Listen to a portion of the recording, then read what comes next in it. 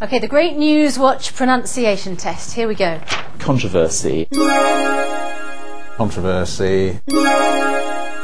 Controversy. Controversy. Etc. Etc.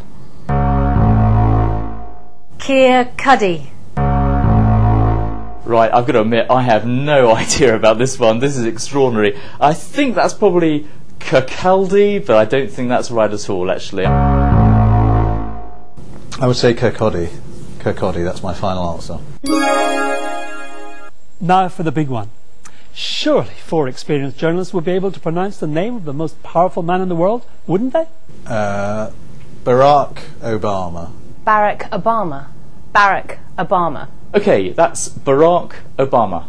Barack Obama. We know that he himself pronounces his first name Barack, and so that's what we recommend.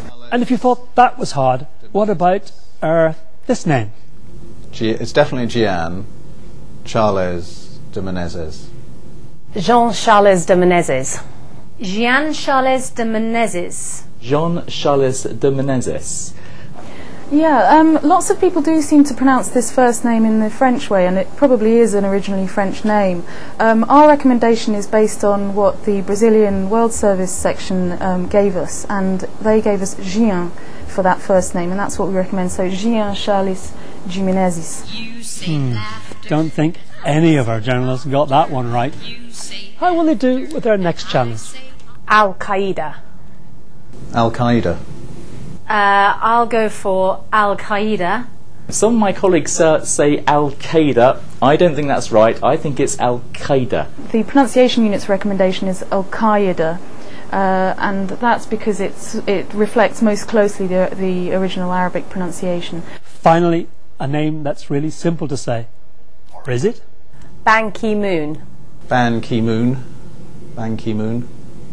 Ban Ki-moon.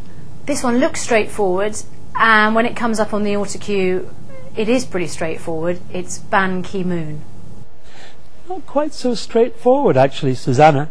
Yes, following the pronunciation unit's policy on recommendations for people's names, we contacted the UN Secretary General's spokesperson's office, and they confirmed that his own preference for an English pronunciation would be Bangui Moon, so with the middle K pronounced as a G sound. The trouble with mispronouncing things is that it can be a distraction for the person watching and listening, and then that means that it's the mispronunciation which dominates the story rather than the detail of the story. I think the BBC News, we are becoming a bigger and bigger animal with many channels and programmes and outlets, and it's very hard to achieve the old kind of maybe the consistency and the accuracy that we had in the old days, in the good old days of the sort of gold standard Radio 4 bulletin when everything was absolutely perfect. I mean, we should strive to that, and I hope our audience and viewers and listeners sort of